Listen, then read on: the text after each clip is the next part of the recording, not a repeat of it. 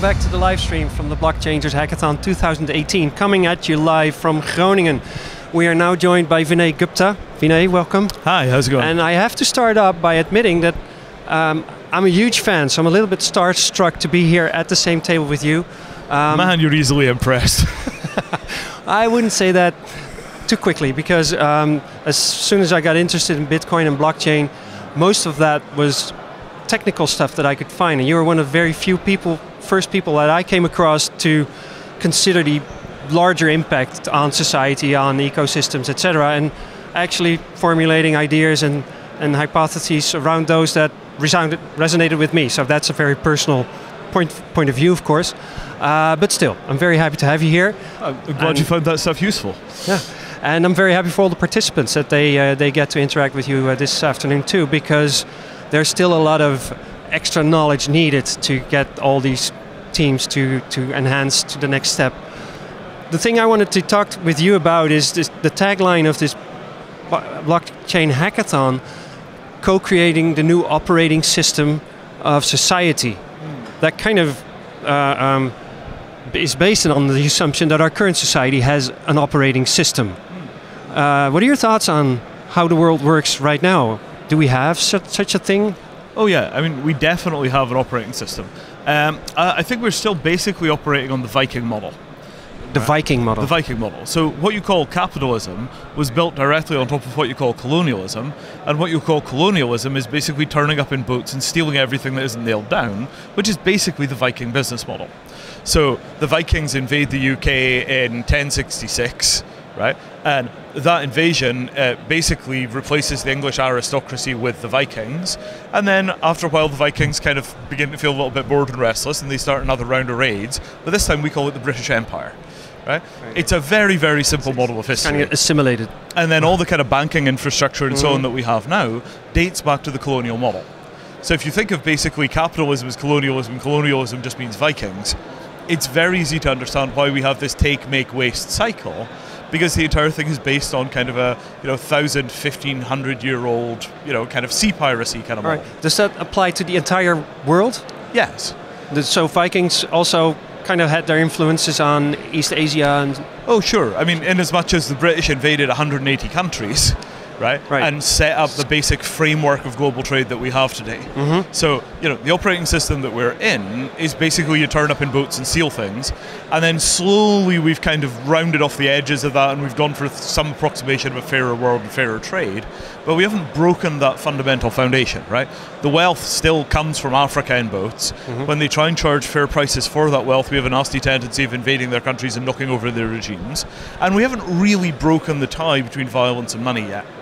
And it's that tie between violence and wealth that was what caused so much of the early ideological support for things like Bitcoin.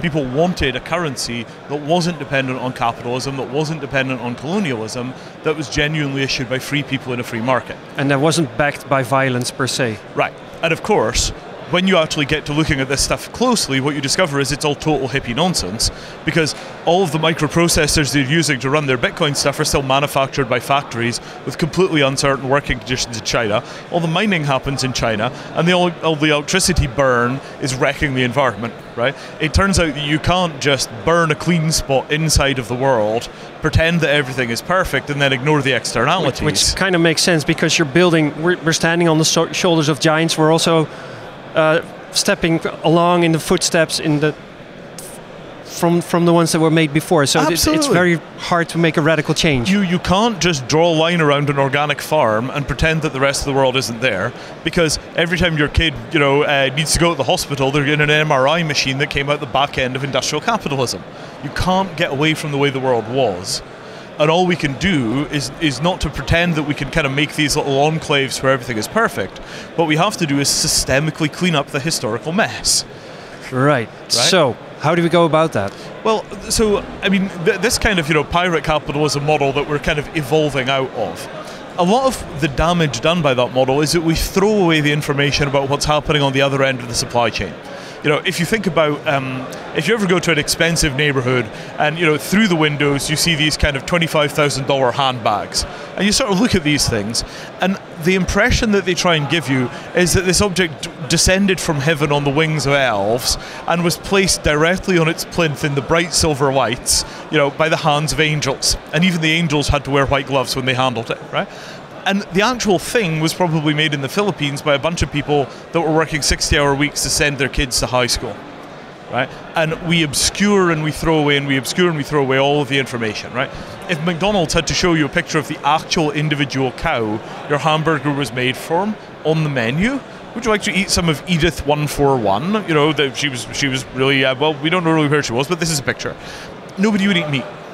Right? I don't know. There's apparently a growing number of people that do appreciate that kind of provenance, that actually say, I want to eat from cow Bertha 135 because she seems like a nice cow and she had a good life. Right, and it's that had a good life that's the key part, right?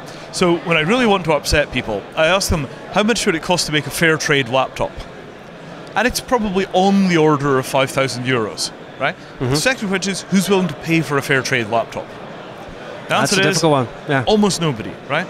And if we tried to produce equitable fair trade for everything that we do, the economic costs would literally collapse civilization. We're still dependent on exploitation to make things work, right? This is the great externality at the other end of the supply chain. Now, hang on, because I do get your point, but I've also been talking to people like Scott Nelson, which you've been talking to as well, and they tell us that if you look at global trade, there's so much money tied up in inefficiencies that if you were to free those up, then maybe those costs would come down. Well, so this is the great question, right? If we correctly use computers, can we clean up the mess of the past, which is still the legacy of capitalism? Right? And this is a civilizational scale challenge, right? It's a challenge on the same order of making sure that our cities have clean drinking water and that our airplanes don't fall out of the sky on a regular basis. You have to have the whole of civilization, the whole of society say, look, we think this kind of stuff is unacceptable. We're going to figure out what's on the other end of the supply chain, and if we don't like what we see, we're going to fix it, right? We don't like the fact that our energy is wrecking the future of our kids, right? So if we don't like where the energy comes from, we're going to fix it, right? But that requires us to have at least the idea that we have choice. Well, one of the things I come across a lot of times is that people say, you know what, I would love to make that distinction, but I don't have the money to make the distinction. So there's like a chicken and egg thing here, or isn't it? I think it's a question of scale, right? Okay. If you basically have these little enclaves where you make a clean spot, because these things don't have scale, they're expensive. Right? So organic food used to be ludicrously expensive, and as more and more people selected it, you began to get mass production of organic food, and then you gradually began to see the prices come down. And now, I don't know what the premium is, but it looks like it's maybe 20%, something like that. I mean, it would be nice to have an exact number. Same thing for green electricity. If you wanted to live entirely on green power in the 1970s, you were going to wind up at home with an axe chopping firewood. Right, and that was more or less your options. Right now, you've got entire countries that run on hydroelectric power, like real first world infrastructure, very high places like Norway, right, Iceland, even poorer countries. I think it's Uruguay or Paraguay is like 91% hydropower. All of this kind of stuff. We're scaling and scaling towards these kind of green, sustainable solutions. We're at a point which I think is the early stages of a tipping point, right? Okay. Where there's enough proof of concept out there that you say, if we pushed hard, we could make that the new standard. That could just become the way things are, and then we would take the old model of production and stigmatize it as that's just black market garbage. We don't touch that, right? And that notion that we might be at a tipping point, it's a few years ambitious, but if we don't start building the levers to flip that over, it will take 10 years rather than 4. Okay. I'm looking for analogies to picture this. And one of the things that comes to my mind is if you look at the food that's presented at this hackathon, it's for a large part vegan, which is kind of an example of the intolerance of minority, right? That Nassim Taleb describes. So maybe the tipping point is also about finding ways in which people say, you know what, I just don't want to be bothered by the notion that it might be wrong. I'll take this option because it feels better, easier. Right. And I mean, that sort of thing is definitely a process, right? you wind up in a position where more and more people demand change, and you get more and more change. Right? There's a slow forward push that you can't avoid in society, and you saw it with disabled rights, you saw it with gay rights, you saw it with feminism. Over and over again, minorities push to be treated like everybody else is treated, and the society winds up carrying the necessary costs to make that happen. The idea that you could say the people consuming the goods and the people producing the goods should have roughly the same access to healthcare and education, that's the next step in inclusion. It is. So if we take this tagline, co-creating the operating system of this future, that does sound like it's something that you can think through up front and design and just start implementing, but that's not how it works. This has to scale in an organic way as well, I think. How do you steer that? Can you steer that? I mean, what's not going away is capitalism, right? As I used to say, free people make free markets, but free markets don't necessarily make free people, right? So the more freedom people have, the more they will tend to participate in equitable exchange, and they won't accept any kind of exchange which is not equitable. Okay. Right? So the only thing that causes people to accept the terrible living conditions in these kind of factories, or in even worse, the mines, is because they don't have the choice of doing something else. And they don't have the choice of doing something else because largely of political oppression. Right? You force people to work in these conditions, just like happened in our countries a few hundred years ago before unionization and before labor laws. So the same political forces inside of Europe, inside of America, right, inside of the UK, that pushed for unionization and labor laws, those same forces can be applied all the way down the supply chain. If we decide that we're not going to buy any laptop which isn't a fair trade laptop, and we're going to insist on the use of a blockchain to verify all the way down those links that it is fair trade, it only takes 5% of laptop buyers to require that, and you'll see this kind of vegan food transition. Minority intolerance tipping point. And what you could do with these technologies is you could pool the capital to buy political change. So if we said, right, we're going to have a kind of bucket, and we're each going to promise $5,000 into that bucket for a fair trade laptop, and when you get to 100,000 units, you're going to do the manufacturing run. Those kind of projects started with things like Kickstarter and Indiegogo. When you add a blockchain to that, you've got a much more effective way of enforcing the promises, tracking the money, making sure that the job gets done right, right? Follow the money all the way down the supply chain. It won't be long before you see the pooling of enormous amounts of money to do this kind of custom hardware production where you can do the ethical verification. Because that's what people really want. They don't want to live at other people's expense. How do we know that that is what people really want? I'm pretty sure that the open source types, right, or I should say the free software types, who have made enormous efforts and enormous sacrifices to make sure that free software is the way that the world can run. I think if you offered those people free hardware that was guaranteed slavery-free, that was guaranteed patent-free, that was guaranteed copyrighted code or secret code-free, right? If you went down that track, I've no doubt at all that the resources are there to follow that and make it work. Okay. I don't think that was necessarily true before the advent of Bitcoin and cryptocurrency, but I've no doubt at all that it's true now. How did it require the introduction of Bitcoin for us to be able to make this next step? Yes, I think so. Because what it's done is an enormous transfer of wealth from speculation in real estate, speculation in dot-com startups, and speculation in stocks and bonds. And it's just directly burned that money on innovation by technical elites. It's super empowered a bunch of very, very aggressive, forward-looking nerds. And, you don't want to agree with everything those folks have to say, but there's no guaranteeing that there's now a huge reservoir of risk-seeking capital which is pointed at building a different future. And as that tide marches forward, you'll see all kinds of systemic transformation come out of it. Okay. And some of it will be good and some of it will be bad. So if we consider an operating system for the world, capitalism, money is a very important part of that, and this is about influencing the stream of money, the flow of money towards different goals, mindsets. It's changing the standards, right? I mean, you've got to remember that, the kind of horrendous working conditions that we complain about in poor countries were the working conditions that our grandparents had, right? I mean, that's true. Right. My grandmother worked in a woolen mill, right? And in those days, I bet that most Chinese factories have vastly higher standards of health and safety than the ones that she lived under, right? I mean, that was a bad, mad, dangerous job, and nobody complained because nobody realized it could be different. And it was, intergenerational struggle that got us a better world. And that struggle continues for all people everywhere, right? And there's no reason that we, as the victors of that struggle and the inheritors of those victories, we live in countries that have health and safety regulations. There's no reason that we couldn't charge a higher tax on goods imported from countries that don't have appropriate health and safety regulations. One could argue that that would limit the possibilities for the workers in those countries, because the products wouldn't be sold and they would lose their job. Sure, right? Or, so how's that helping them? It's direct economic competition, right? If the folks in country A can no longer import efficiently, but the folks in country B pass better labour laws and they can import, right? We've benefited the workers in country B because country B is a better country, right? Okay. This puts even more pressure on country A to clean up its act, right? And this can be done, right? It's not that you have to choose between schools and healthcare. You have to choose between schools and private yachts for dictators. Right? It's not that you have to choose between good working conditions and effective exports. You've got to choose between good working conditions and massively inflated executive salaries.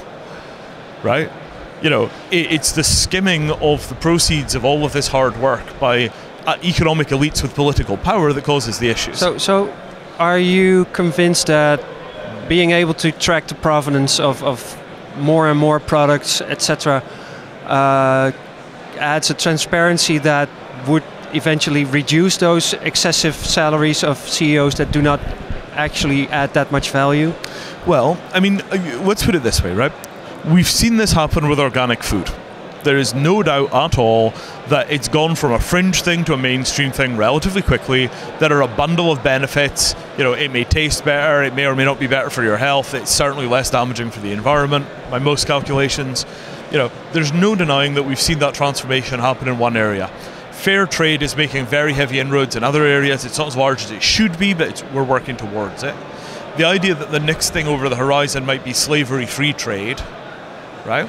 Why not? Mm-hmm. Right? There's a movement towards building a better world, and we've got the technology to make it really clear what the real impacts of what our decisions are. And I think it's only a matter of years until you can walk into a shop and, there's the slavery fee phone and there's the we don't really know where this came from phone. And it's a couple of $100 difference, right? So eventually that gap will become smaller, it will become easier to make the decision. Yeah, but even feel better about your choices. Well, I mean, just to make better choices. Right. Right? I mean, nobody wants to be the bad guy in the story. Right? When I talk about, capitalism is built on top, is colonialism, and colonialism is just Vikings, right? There's a lot of truth in that. It's a small exaggeration, but the difference between the Vikings showing up and the British showing up was not that large, and there's a historical reason for that, right? Mm-hmm. But if you look at what Scandinavia is like today, you couldn't imagine a less Viking civilization. Right, no, true right? that, no. They completely got out of that phase of their operations, and there's no reason the rest of us shouldn't follow suit. Okay. So how much of this is talking and thinking from a typical Western perspective? Are there other perspectives around this globe that are not taken into account? Well, I mean, because to elaborate, please. My understanding is that if we see, as we see the Chinese, for instance, growing, in some words, taking over the world, but having a bigger influence by a typically different mindset from ours, as far as I can tell, that has to make me wonder, is my perspective the only one? And the one we're talking about now, can it be challenged by them or by any other culture on this planet? And do we need to take that into account? Oh boy. Well, I mean, since we're just going for this, right? There are two theories that I use when I'm teaching young people history. Mm-hmm. Right? And the first is the whole thing of Vikings leads to colonialism, leads to capitalism. One. The second model is, what is the real story of China? And in the fall of the Roman Empire, Rome becomes kind of decadent and soft, and then they get invaded by a bunch of Germans with horned helmets and axes, or something like that, right? So a lot of people making comparisons to this age, where we have excessive wealth, just like the Romans had, etc. So that sacking of Rome thing, right? China was Rome, and we were the barbarians in horned helmets. And now China's recovering. China eventually. was the empire at the heart of civilization for 4,000, 5,000, 6,000 years. Right? They were enormously sophisticated, enormously refined. They had mass manufacturing. They had division of labor. They had, advanced industrial chemistry, efficient agriculture. You name it, they had it. Right? There were a couple of key technologies that they did not wrap their heads around, and as a result, they had a bunch of very persistent problems. But they had the entire framework in place, and they maintained it for thousands of years, with all kinds of political chaos and overthrows and trouble from time to time. But it was a stable industrial base, right? Pre-industrial, not quite the Industrial Revolution, but it was extremely sophisticated, and it printed money on an enormous scale. Right? In 1000 AD, China was about 40% of global GDP. India was about the other 40%. The rest of the world lived in a rounding error, right? Because in Europe they hadn't invented soap, right? I mean, it was like 300 more years before the Europeans started mass manufacturing soap again. It was an incredibly barbaric period in Europe, and then we discovered gunpowder and boats. So if you think of the Europeans as basically being the kind of barbarian hordes that threw themselves up against the boundaries of the old empires and mostly won, it gives you a very clear model of what's happening, right? The old cultures would never have poisoned the planet for wealth, right? They almost certainly wouldn't have pursued the nuclear bomb pathway, right? They got dragged up that by the enormous violence which came with this kind of Viking culture legacy, which the British adopted and then everybody else copied. Right. And so you had to have means to defend yourself, otherwise. And as a result, the entire world militarizes, right? In all probability, if the Chinese had had the technological breakout, then what you would have seen would have been a peaceful adoption of these kind of technologies, followed by a massive expansion in Chinese economic and political power, followed by basically a world dominated by peaceful trade, but largely to China's advantage. And does that sound familiar? More or less centrally organized, right? But this time from China. Because at the end of the day, the Chinese model was always that you beat people with efficiency, right? The military, the use of arms. And again, I am not Chinese. I have not studied Chinese culture in enormous depth. I only know the outlines of the history.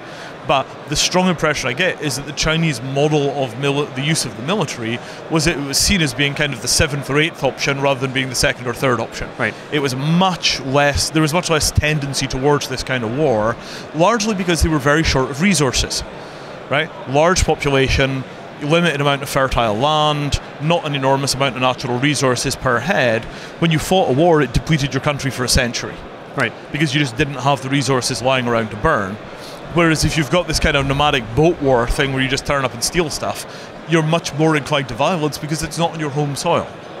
Right? If you're going to fight a war, it's going to be somewhere else because you're going to go there and do the fighting. You're not fighting with your neighbors so much. Well, there's some current examples of that going around as well, right? See, right? Okay, so if you had a Chinese-led, rollout of globalization, in almost all probability, it would be driven by manufacturing and commerce, and it would be largely peaceful, but it would be extremely hegemonic. Right? It would concentrate wealth and power inside of China because, after all, we're the Chinese, we're better at most things. Just let us sort it out and send us the gold.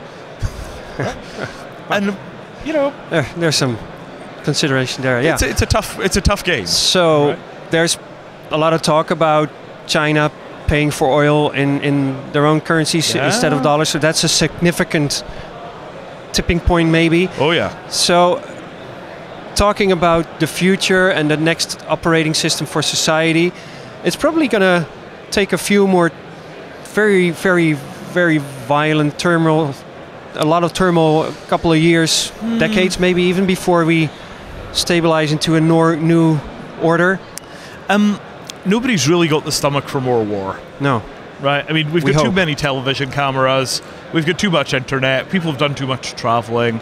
I really don't think that the likely outcome from the current round of political messes is going to be a war between nation states. Because, to be honest, the problems that we have are not soluble by a war between nation states. Right? This is not as simple as, Bob is the bad guy and he's invaded, Harry's land and we've got to go fix it. Really the problems that we have are massive global disorganization and the structural damage from a legacy of 1,000 years of crazy people on boats invading stuff. And, I'm British, we did that. Right? That's us. Sorry, guys. Right? I'm also Indian, we can play this both ways. But the bottom line is that we've got this history from which we are recovering. right? And if you think of this entire process as being about recovering from history and burying the past, right? We're midway through the process of doing that for women. We're midway through the way of doing that for minorities that live inside of our own cultures. We haven't really gotten started on straightening out the global trade regimes that were created at the point of a sword. Right? So if you think about basically decolonizing global trade to the point where people are back trading on a fair basis with each other, and if you don't like the deal, you don't take the deal, rather than you take the deal where you get invaded, right? We can unpick the past in the same way that we've tried to unpick structurally the inequalities inside of our own societies. Right? We built welfare states to unpick class divisions. We built, standards for inclusion in the workplace as a way of unpicking the heritage around women not being allowed to work or own property. All of these things are points where we took conscious social action at scale to remedy the problems that we were left with in the past. World trade is no different. Right? You build the instrumentation, you understand the trading systems, you figure out how all of these things can work, and then slowly you migrate people across, because given the choice, most people would rather have, 4 pairs of fair shoes rather than 6 pairs of slave shoes. They just need to be given the choice, and they need to be given the information, right. And market pressure will, I think, do the rest, because who wants to be the bad guy in their own story? So, we're coming full circle in a nice way, or coming to a conclusion, I think, because if we're dealing with problems that cannot actually be solved by letting one nation state go at it against another nation state, what would be the form of our next society? Would we still require nation states? Could you and I also be citizens in virtual states? Would that be? Can we actually comprehend how that works already? So, I mean, you must be about my age, right? You're certainly of a generation that's spanned the pre-European Union. So I'm almost 48 years old now. Yeah, okay, I'm 46, right? So, we remember Europe when it was a bunch of individual nation states with different currencies, to the point now where, to most young people, Europe feels like a country. It does, with a lot of political stuff going on, lots of struggle and turmoil. Yeah. But more or less, you can work wherever you want to work, and you can live wherever you want to live, and you can marry whoever you want to marry, and you've never really experienced the national borders inside of the European continent, because for you they weren't there. To all intents and purposes, for the young, Europe is a nation state.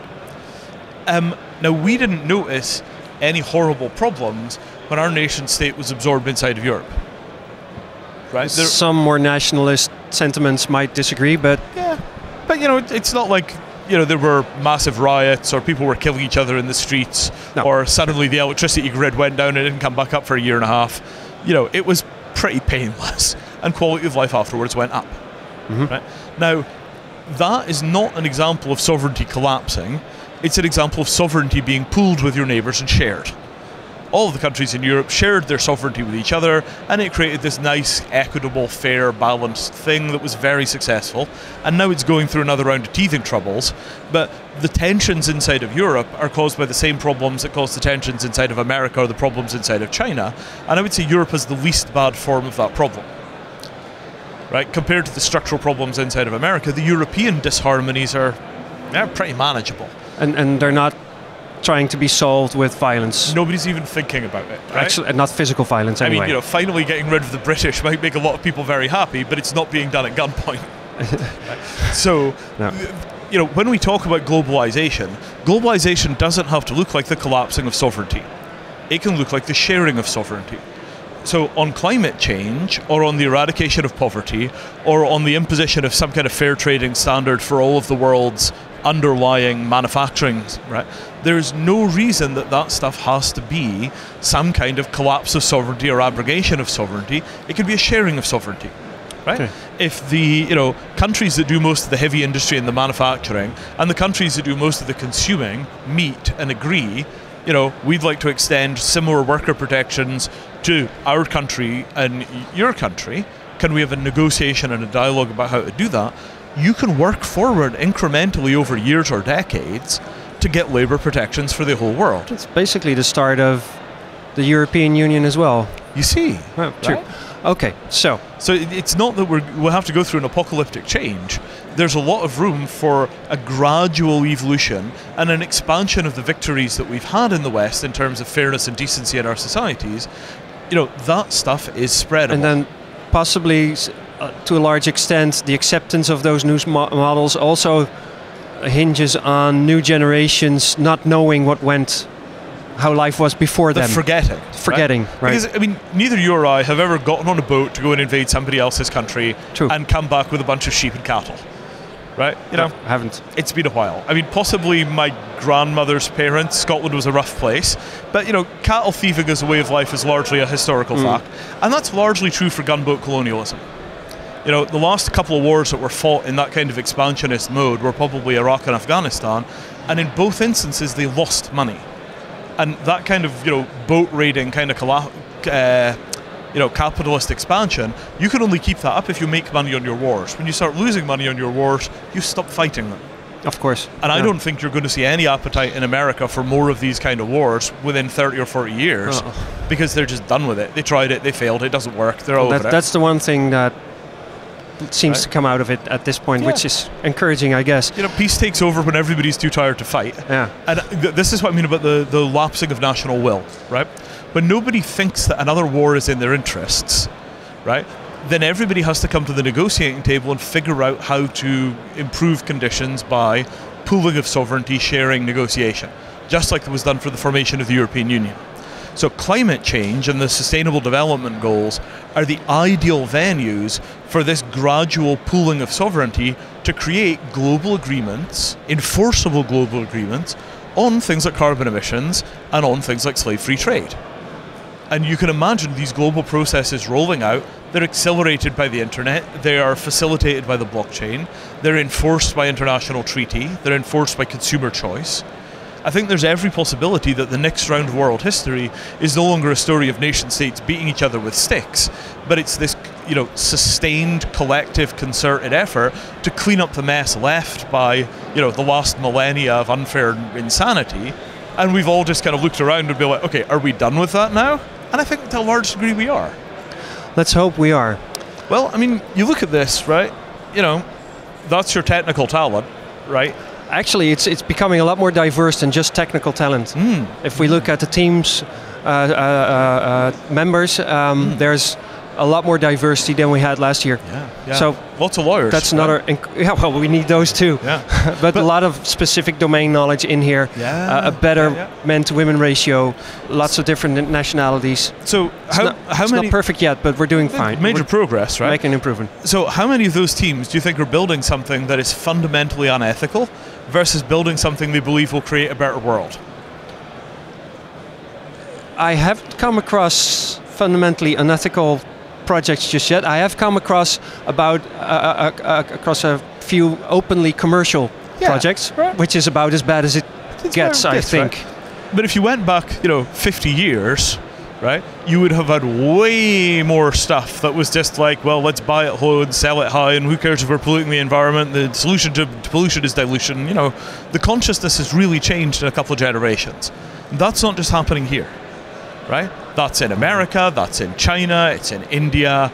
The young people have grown up in an environment with relative peace, relative plenty, and the internet, and it's fundamentally changed their model of how the world operates. So final question, should then the older generation, which might even include us, just step aside and let the younger generation do their thing? The other problem is that young people are idiots, right? Oh, right. They have no way of knowing, right? Because they have no way of knowing when they see something new. Does that happen once every 20 years? Or is that the first time in human history that's happened? They have no visceral feel for it. So this is the third round of the crypto tech bubble that I've been part of. I've seen 2 rounds of this already, and that's made me quite circumspect and quite wary in some ways. So I think it's more a case of accepting that the world increasingly runs on young people's values. But you and I are of the generation which assumes structural power. The people that really run the world are constantly trying to pass the ball down to guys in their 40s, and it usually is guys, and that's changing much more slowly than it should. But, guys in their 40s tend to get offers of like, well, when I retire from this post, I'm going to need somebody to fill my shoes. Do you want the job? Right?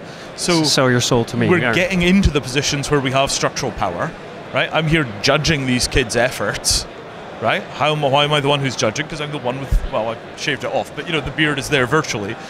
So we have to be in a position where we responsibly use the power of middle age to select the young people that we want as future global leaders, right? Because we're in the position of being, kingmakers in our own little ways, and that responsibility is heavy on us, right? Getting heavy as you explain it to me, yeah. You see, right? And this is really the role for people of our generation, which is we have to decide what are the shoots that are going to be watered and what are the weeds that are going to be ignored. In much the same way that the folks who are in their 60s who put us in these roles are looking at the middle-aged generation to deciding who are the weeds to be watered and who are the people to be ignored, right?